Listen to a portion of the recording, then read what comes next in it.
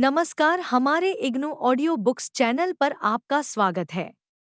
Indira Gandhi Rashtriya Mukt Vishwavidyalaya, school of interdisciplinary and transdisciplinary studies, SOTS, BA, philosophy, first year, BPY 002 तर्कशास्त्र, शास्त्रीय तथा प्रतीकात्मक तर्कशास्त्र, खंड 1 तर्कशास्त्र की प्रकृति, इकाई 2 संप्रत्यय और पद, 2.10 बोध प्रश्नों के उत्तर, 2.0 उद्देश्य। तर्कशास्त्र को भाषा में अभिव्यक्त तर्क का अध्ययन कहा जाता है। भाषा सामान्यतः अत्यधिक अस्पष्ट होती है। किसी भी भाषा में शब्दों का प्रयोग विभिन्न अर्थों में किया जाता है। उदाहरण के लिए, कभी-कभी विचार और ज्ञान को समानार्थक शब्दों के रूप में प्रयोग किया जाता है। अतः इस इकाई का उद्देश्य है को समानार्थक। तर्कशास्त्र की भाषा में प्रयुक्त प्रमुख इकाइयों जैसे संप्रत्यय, शब्द तथा पद की जांच करना तथा इस प्रकार यह प्रदर्शित करना कि इनके अनेक दार्शनिक महत्व तथा साथ ही विभिन्न अर्थ भी होते हैं। कि इनके अनेक दार्शनिक विद्यार्थियों को विभिन्न तकनीकी शब्दों के प्रयोग से अवगत कराना। पदों को विभिन्न मानदंडों के अंतर्गत वर्गीकृत किया जा सकता है।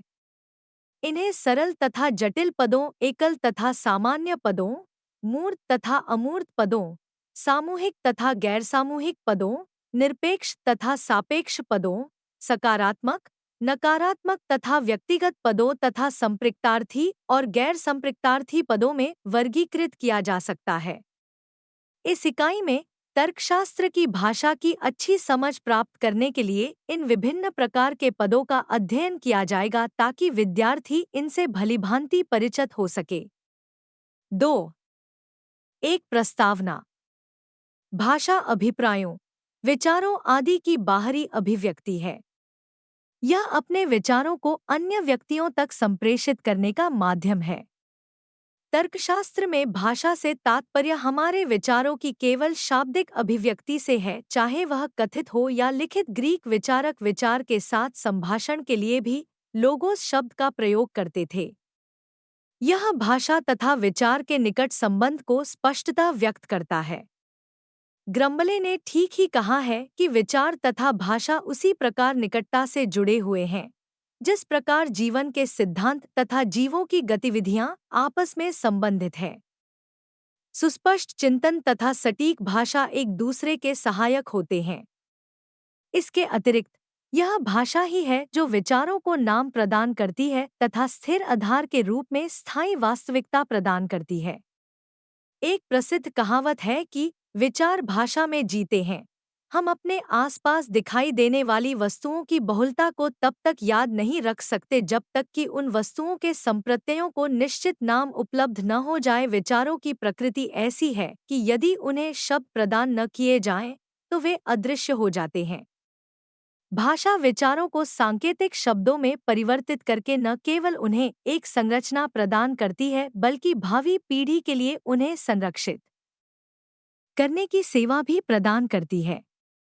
यह हमें जटिल विचारों को सरल विचारों में विभाजित करके विश्लेषण करने तथा उन्हें समझने में सक्षम बनाती है। अतः दर्शनशास्त्री प्रायः तर्कशास्त्र और भाषा को एक सिक्के के दो पहलू मानते हैं। जटिल विचारों को समझने के लिए हम उन्हें साधारण शब्दों में विखंडित कर देते हैं। शब्द जैसे सादगी, राष्ट्रीयता, धर्म कुछ ऐसे उदाहरण हैं जो यह स्पष्ट करते हैं कि शब्द किस प्रकार अनेक विचारों से उत्पन्न जटिल विचारों की सघन अभिव्यक्तियां होती हैं। इस इकाई में यह समझाने का प्रयास किया गया कि कैसे शब्द, संप्रत्यय तथा पद हमारे तर्कशास्त्र के अध्ययन में एक महत्वपूर्ण भूमिका निभाते हैं। 2. संप्रत्यय, शब्द तथा पद। शब्द, संप्रत्यय तथा पद के बीच अंतर करना आवश्यक है। संप्रत्यय का तात्पर्य एक सामान्य विचार है। दो पदों अर्थात विद्यार्थी तथा एक विद्यार्थी द्वारा प्रस्तुत दोनों विचारों में अंतर है। यहाँ पद, एक विद्यार्थी असंख्य तरीकों से एक विशिष्ट विद्यार्थी होने को द्योतित करता है तथा प्रयोग में यह अनिवार्य रूप से एकल है। शब्द विद्यार्थी सामान्य रूप से उन सभी के लिए प्रयोग किया गया है जो पढ़ाई करते हैं। कक्षा में प्रत्येक विशिष्ट विद्यार्थी में कुछ सामान्य तथा अनिवार्य विशेषताएं पाई जाती हैं, जिनके बारे में पृथक रूप से विचार करने से हमें एक संप्रत्यय प्राप्त होता है। संक्षेप में, संप्रत्यय से तात्पर्य सामान्य विचार से है। संप्रत्यय को जब भाषा में अभिव्यक्त किया जाता है तो वह पद बन जाता है। दो संप्रत्ययों में संबंध स्थापित करने की प्रक्रिया को निर्णय कहते हैं। उदाहरण के लिए, दो संप्रत्यय पानी तथा ठंडा आपस में संबंधित हो सकते हैं और इसका परिणाम यह निर्णय होगा कि पानी ठंडा है। भाषा में अभिव्यक्त निर्णय को तर्कवाक्य कहा जाता है। कई बार यह कहा जाता है कि संप्रत्यय मानसिक इकाइयां हैं। ये अदृश्य हैं। संप्रत्यय या साधारण बोध मानव मन की वह क्रिया है जिसके द्वारा मन में एक संप्रत्यय का विचार उत्पन्न होता है। यह वस्तु की मानसिक प्रतिमा का निर्माण करने की प्रक्रिया है। उदाहरण के लिए, आप एक हाथी को देखते हैं तथा अपने मन में हाथी का एक संप्रत्यय बना लेते हैं। संप्रत्यय की रचना के लिए निम्नलिखित प्रक्रियाओं की आवश्यकता होती है। 1. तुलना। भिन्न इकाइयों की तुलना एक दूसरे से की जाती है ताकि उनकी समान विशेषताओं तथा असमान विशेषताओं को विनिर्दिष्ट किया जा सके। यह प्रक्रिया साधक को प्रत्यय की अनिवार्य विशेषताओं का पता लगाने और उनकी मात्र आकस्मिक विशेषताओं से भेद करने में सक्षम बनाती है। 2. अमूर्तीकरण। दूसरा चरण है अनिवार्य विशेषताओं को अमूर्त करना। यह शुद्ध रूप से एक बौद्धिक क्रिया है। 3. सामान्यीकरण। चूंकि स्पष्ट रूप से किसी प्रदत्त वर्ग से संबंधित सभी वस्तुओं का प्रत्यक्ष संभव नहीं होता, अतः तीसरा चरण है अमूर्तीकरण के परिणाम का सामान्यीकरण। संप्रत्यय की प्रकृति के संबंध में तत्वमीमांसीय अध्ययन में यथार्थवाद, संप्रत्ययवाद तथा नामवाद 3 दृष्टिकोण प्रचलित हैं। यथार्थवाद के अनुसार प्रत्येक प्रत्यय के लिए एक समवर्ती वास्तविक तत्व विद्यमान रहता है। इस दृष्टिकोण का श्रेय प्राचीन ग्रीक विचारकों जैसे प्लेटो को जाता है। संप्रत्ययवाद वह दृष्टिकोण है जिसके अनुसार संप्रत्यय वास्तविक वस्तुएं नहीं होती हैं, बल्कि यह केवल सामान्य विचार होते हैं। नामवाद की विचारधारा के अनुसार संप्रत्यय मात्र सामान्य नाम है, न कि सामान्य विचार। शब्द क्या है? शब्द एक वर्ण या वर्णों का संयोग है जो किसी निश्चित अर्थ को प्रदर्शित करता है। शब्द केवल एक वर्ण का भी हो सकता है, जैसे मैं, वे आदि, या यह एक से अधिक वर्णों का भी हो सकता है, जैसे आदमी, घोड़ा, नश्वर आदि। नाम शब्द या शब्दों का वह समूह है जो किसी तर्कवाक्य का विषय या विधेय बन सकता है। प्रत्येक शब्द को नाम नहीं कहा जा सकता है। उदाहरण के लिए, या, पूर्व, यदि आदि। यदि हम कहें कि पूर्व के 4 पैर हैं, तो यह मूर्खतापूर्ण लगेगा। इस प्रकार यह स्पष्ट हो जाता है कि सभी शब्द नाम नहीं हो सकते हैं, जबकि सभी नाम अनिवार्य रूप से शब्द होने चाहिए। होब्स नाम को इस प्रकार परिभाषित करते हैं। नाम एक चिन्ह को प्रदर्शित करने के लिए आनंद से प्रयोग किया गया वह शब्द है जो हमारे मन में एक विचार उत्पन्न कर सकता है। कुछ ऐसे विचार जो हमारे मन में पहले उपस्थित थे और जो हमारे द्वारा उच्चारित होते हैं, तथा वक्ता के मन में वह विचार चिन्ह के रूप में उपलब्ध होते हैं, मिल भी 2 प्रकार के शब्दों की बात करते हैं। शब्द जो नाम नहीं है, जैसा कि ऊपर उल्लेख किया गया है, तथा शब्द जो नाम है। बाद वाले को वे पद कहते हैं। पद एक शब्द या शब्दों का ऐसा समूह है जो एक तर्कवाक्य में विषय या विधेय के रूप प्रयुक्त होने की क्षमता रखता है। एक तर्कवाक्य वह सूचनात्मक कथन होता है जो सत्य या असत्य होता है, परंतु दोनों नहीं होता। एक पद को ऐसा इसलिए कहा जाता है क्योंकि यह तर्कवाक्य की सीमाओं पर उत्पन्न होता है। तर्कवाक्य गांधी जी हमारे राष्ट्रपिता हैं में गांधी जी तथा राष्ट्रपिता पद हैं क्योंकि वे तर्कवाक्य की सीमाओं पर निर्मित हुए हैं तथा एक तर्कवाक्य कथन में विषय या विधेय के रूप में प्रयोग होने के लिए सक्षम है। पारंपरिक तर्कशास्त्र दो प्रकार के शब्दों की बात करता है, यथा विषय और विधिक। ऊपर कथित उदाहरण में गांधी जी विषय है क्योंकि तर्कवाक्य गांधी जी के विषय में कुछ कहता है और राष्ट्रपिता विधेयक है क्योंकि यह विषय अर्थात गांधी जी के बारे में कुछ कहता है। इसका अर्थ है कि विषय वह है जिसके संबंध में कुछ कहा जाता है और विषय पद के संबंध में जो कुछ कहा जाता है वह विधेयक पद है। यहाँ है पद नहीं है क्योंकि यह विषय या विधेय के रूप में क्रियाशील होने में सक्षम नहीं है। इसके अतिरिक्त नाम पद केवल तभी बन सकते हैं जब वे तर्कवाक्य के अंग विषय या विधेय के रूप में हो। इस प्रकार प्रत्येक शब्द पद नहीं है जबकि प्रत्येक पद शब्द या शब्दों का समूह है। पुनः नामों के भी विभिन्न अर्थ हो सकते हैं किंतु तर्कवाक्य में एक पद का एक ही निश्चित अर्थ होता है। तर्कवाक्य के बाहर पद अपना महत्व खो बैठता है और वह मात्र नाम रह जाता है। शब्द तीन प्रकार के होते हैं, कैटिगोरेमैटिक, सिनकैटिगोरेमैटिक तथा अकैटिगोरेमैटिक। कैटिगोरेमैटिक शब्द कैटिगोरेमैटिक शब्द वह है जिसे अन्य शब्दों की सहायता के बिना स्वयं ही पद के रूप में प्रयोग किया जा सकता है। उदाहरण के लिए पेंसिल, चालाक, पुरुष आदि। दूसरे शब्दों में जब एक शब्द एक कथन में विषय या विधेय के रूप में स्वतंत्र रूप से प्रयोग होता है तो उसे कैटिगोरेमैटिक शब्द कहते हैं। उदाहरण गुलाब लाल है, यहाँ लाल का प्रयोग विधेय के रूप में किया गया है। लाल एक रंग है, यहाँ लाल का प्रयोग विषय, उद्देश्य के रूप में किया गया है। व्यक्तिवाचक संज्ञा सहित सभी संज्ञाएं कैटिगोरेमैटिक शब्द हैं। आइए अब नकारात्मक उदाहरणों को देखें।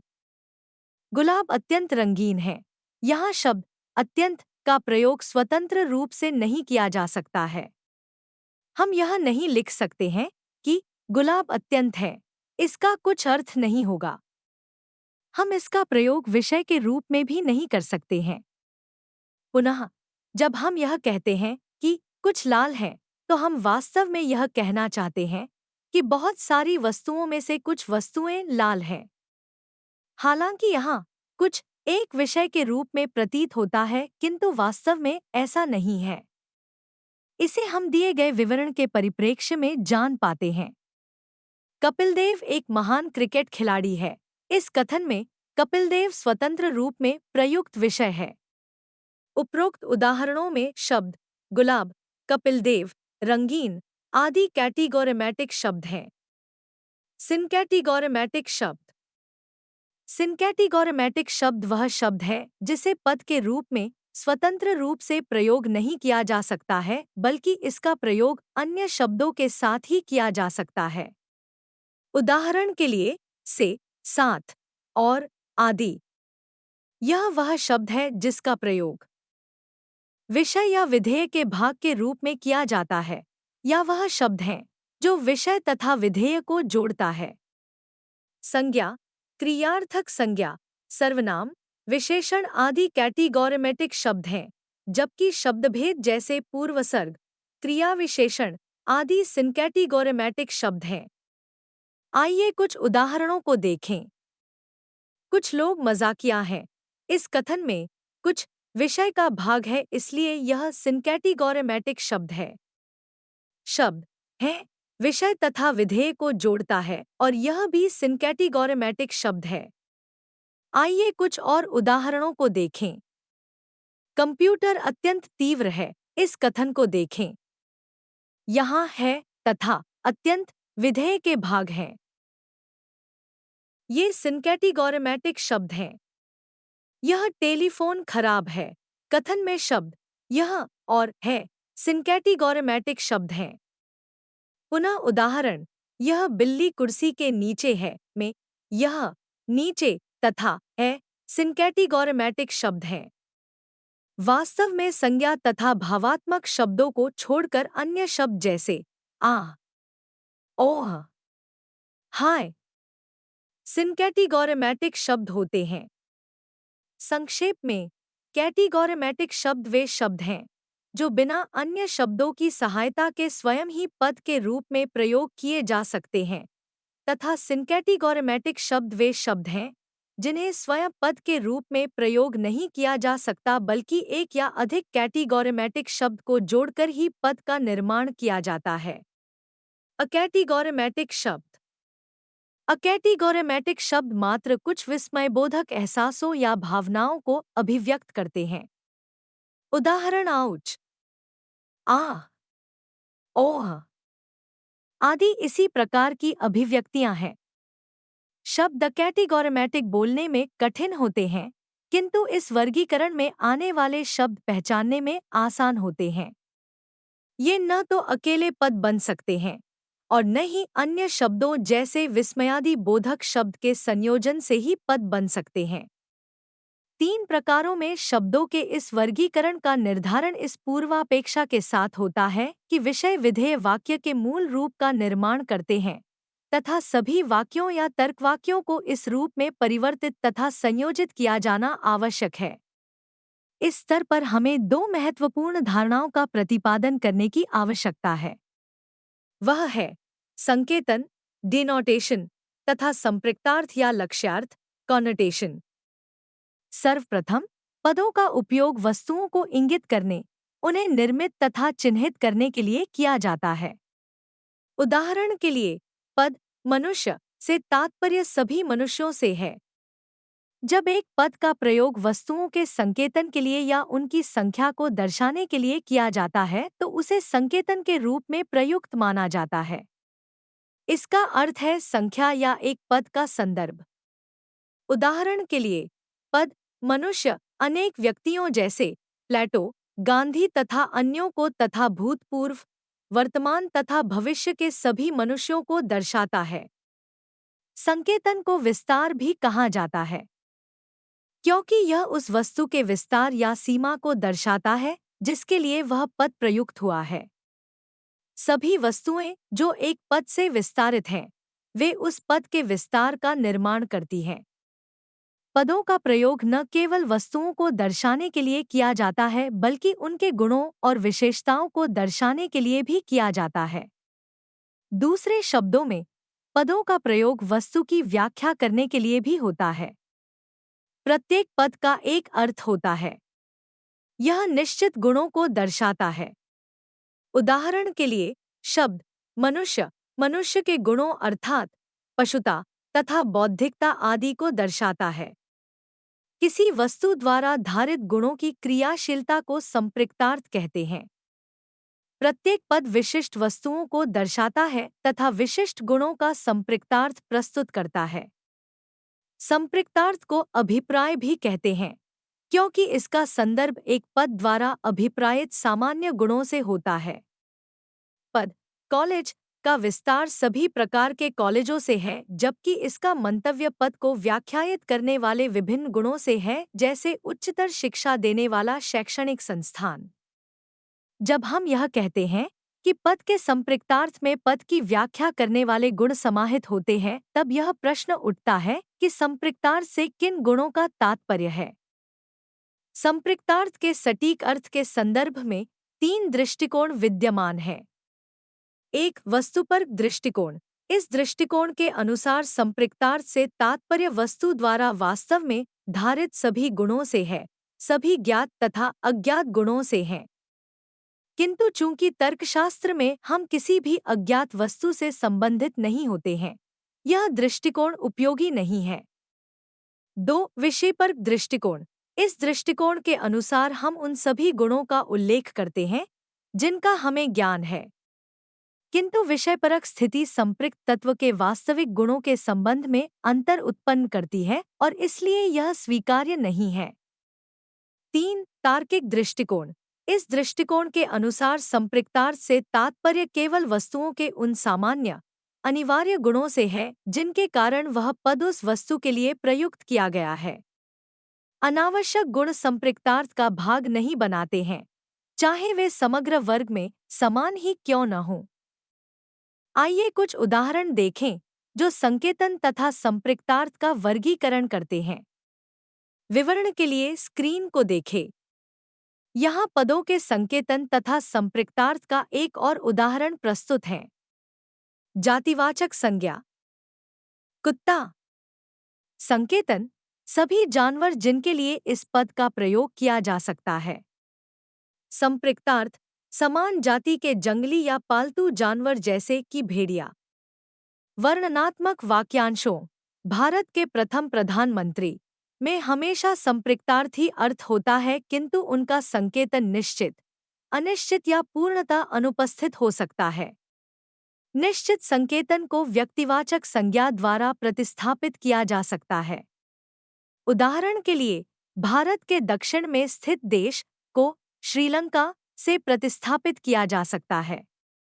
अनिश्चित वर्णन को जातिवाचक संज्ञा द्वारा प्रतिस्थापित किया जा सकता है। उदाहरण के लिए, शिशु शेर को शावक से प्रतिस्थापित किया जा सकता है। कुत्ते के घर को कुत्ताघर से प्रतिस्थापित किया जा सकता है। प्राकृतिक रूप से यदि एक पद कुछ भी संकेतन नहीं करता है, जैसे कि पद प्यार, तो जातिवाचक संज्ञा से प्रतिस्थापित करने का प्रश्न ही नहीं उठता है। 2.3 वर्ग के नाम के रूप में पद। यदि हम एक पद को एक वर्ग के नाम के रूप में देखते हैं, तो उस शब्द का संपृक्तार्थ उस वर्ग के सार तत्व को परिभाषित करता है, जबकि संकेतन उस वर्ग के सदस्यों का संदर्भ प्रस्तुत करता है। उदाहरण: जेठ, दवा, रोग, खेल। ये सभी शब्द पद या वर्ग हैं। एक उदाहरण को लेते हैं। जेठ वस्तुओं का एक वर्ग है। एक गुण या अधिक गुण जो किसी वस्तु को जेठ बनाते हैं, वे संपृक्तार्थ की रचना करते हैं। सभी संपृक्तार्थ गुण मिलकर एक वर्ग का निर्धारण करते हैं। एक वर्ग के उपवर्ग हो सकते हैं। उदाहरण 1: वर्ग रोग, उष्णकटिबंधीय रोग, हृदय रोग, त्वचा रोग। जहां रोग एक वर्ग है, वहां उष्णकटिबंधीय रोग, हृदय रोग, त्वचा रोग आदि उसके उपवर्ग हैं। इन उपवर्गों के व्यक्तिगत सदस्य या आगे और उपवर्ग हो सकते हैं। उदाहरण के लिए, उपवर्ग उष्णकटिबंधीय रोग के सदस्य के रूप में मलेरिया, टाइफाइड, कोलेरा आदि हैं। टाइफाइड एक उपवर्ग है जिसके सदस्य हैं पराटाइफाइड आदि। उदाहरण 2: वर्ग खेल। आउटडोर खेल वर्ग खेल का उपवर्ग है। क्रिकेट उपवर्ग आउटडोर खेलों का एक सदस्य है। सदस्य क्रिकेट का वर्ग खेल या उपवर्ग आउटडोर खेल के साथ संबंध वर्ग सदस्यता का संबंध है। उपवर्ग आउटडोर खेल का वर्ग खेलों के साथ संबंध वर्ग समावेशन कहलाता है। 2.4 विस्तार और आकांक्षा। जब एक पद एक वर्ग को दर्शाता है तो संकेतन के स्थान पर विस्तार तथा संपृक्तार्थ के स्थान पर आकांक्षा का प्रयोग करना अधिक व्यावहारिक है। वर्गों के संबंध में बात करते समय शब्द विस्तार तथा आकांक्षा का प्रयोग करने का कारण भी है। एक वर्ग के उपवर्ग हो सकते हैं तथा उपवर्ग के आगे और उपवर्ग हो सकते हैं, और इसी प्रकार और आगे, जैसा कि हमने देखा भी है। इस स्थिति में शब्द विस्तार से हमारा अर्थ वर्ग के भीतर उपवर्ग की सीमा या सदस्यों की संख्या से होगा, अर्थात एक पद का संकेतन कितना विस्तृत है या एक पद का संकेतन कितना व्यापक है। आकांक्षा से तात्पर्य सामान्य नाम द्वारा वर्णित गुणों का योग है। पद के प्रयोग का कार्यक्षेत्र वर्ग के सभी सदस्यों के लिए है तथा यह विस्तार को दर्शाता है। किसी पद की विषय वस्तु या उसके अवयवों के गुण अथवा धर्म आकांक्षा को सूचित करते हैं। उदाहरण के रूप में पद बक्से को लीजिए। पद बक्से का विस्तारित महत्व उन वस्तुओं में समाहित है जिनके लिए इस पद का प्रयोग किया जा सकता है। पद बक्से की आकांक्षा का महत्व उन गुणों का योग है जो वर्ग को परिभाषित करते हैं, अर्थात सामान रखने के लिए एक डिब्बा या संदूक। 2. 5 व्युत्क्रम परिवर्तन। जैसे जैसे विस्तार में वृद्धि होती है और अधिक उपवर्ग शामिल होते हैं, आकांक्षा घटती जाती है, और यदि विस्तार घटता है तो आकांक्षा बढ़ती है।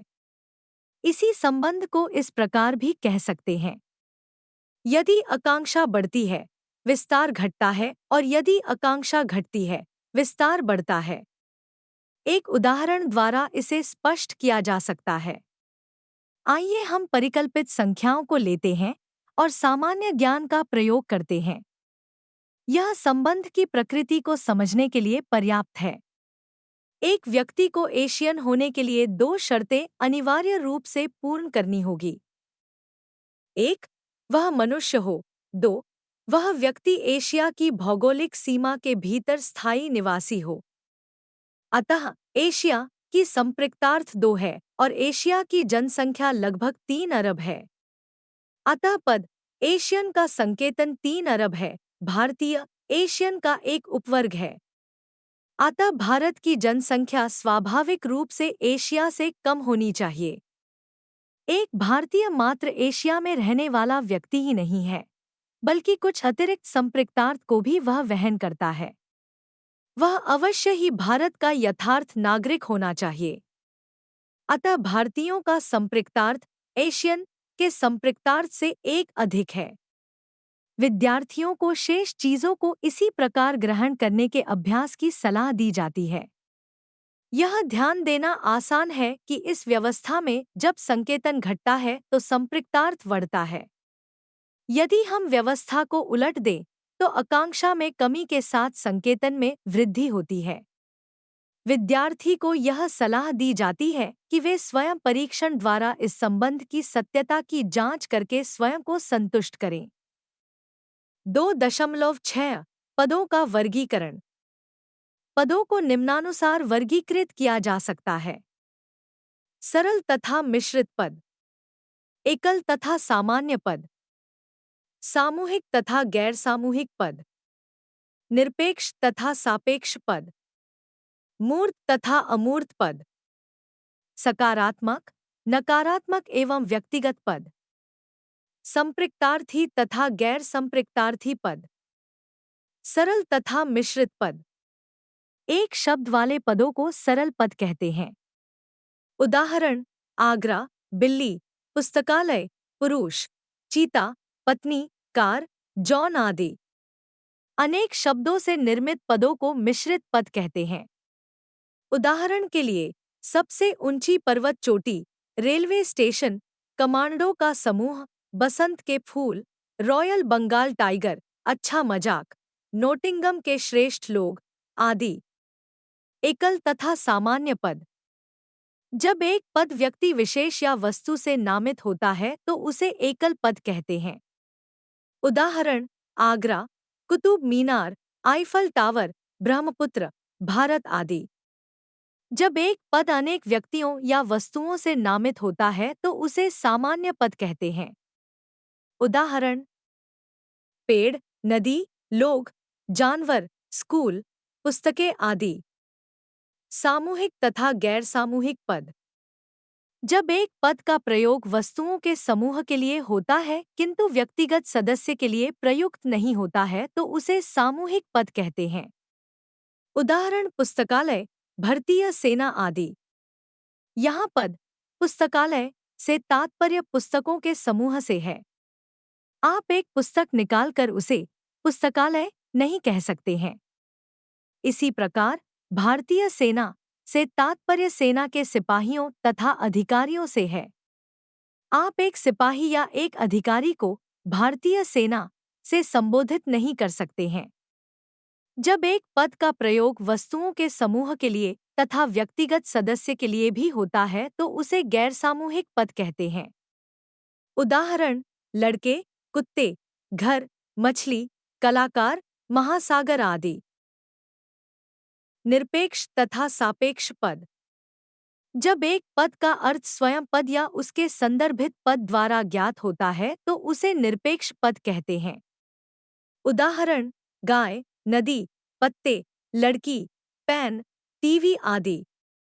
जब एक पद का अर्थ कुछ अन्य पदों के सहयोग से ज्ञात होता है तो उसे सापेक्ष पद कहते हैं। उदाहरण: दादाजी, पत्नी, भाई, विद्यार्थी, शिक्षक, पूर्वज आदि। मूर्त तथा अमूर्त पद। मूर्त पद से तात्पर्य अंतरिक्ष तथा समय में विद्यमान वस्तुओं तथा एक वर्ग के पदों से है। उदाहरण: कार, ईडन गार्डन, तारे, मछली आदि। अमूर्त पद से तात्पर्य गुणों या कुछ काल्पनिक वस्तुओं से है। उदाहरण: प्रेम, ईमानदारी, किस्मत, खुशी आदि। सकारात्मक, नकारात्मक एवं अभावात्मक पद। जब एक पद में कतिपय गुणों की उपस्थिति दर्शाई जाती है तो उसे सकारात्मक पद कहते हैं। उदाहरण: अच्छा, खुशी, बड़ा, रेलगाड़ी, फूल आदि। जब एक पद में कतिपय गुणों की अनुपस्थिति होती है तो उसे नकारात्मक पद कहते हैं। उदाहरण: अहिंसा, असहयोग आदि। कृपया ध्यान दें कि नकारात्मक से तात्पर्य विपरीत पदों से नहीं है, जैसे काला सफेद, गर्म ठंडा, अमीर गरीब आदि। उपवर्ग अ वाले शब्दों जैसे अवांछित, अविश्वसनीय आदि को नकारात्मक पद नहीं कहा जा सकता है। इसी प्रकार प्रत्यय जैसे हीन, शक्तिहीन आदि नकारात्मक पद नहीं है। वास्तव में अर्थ ही गुणों का निर्धारण करता है। एक पद तब व्यक्तिगत पद होता है जब वह आराम या आनंद से संबंधित गुण के अभाव को दर्शाता है। जैसे दर्द एक व्यक्ति को दर्दहीनता से वंचित करता है। संपृक्तार्थी तथा गैर संपृक्तार्थी पद। एक पद तब संपृक्तार्थी पद कहलाता है जब उसमें संपृक्तार्थ तथा संकेतक दोनों महत्वपूर्ण होते हैं। उदाहरण के लिए, पद मनुष्य, पशुता, समझदारी को संपृक्तार्थ करता है तथा भूतपूर्व, वर्तमान तथा भविष्य के सभी मनुष्यों का संकेतन करता है।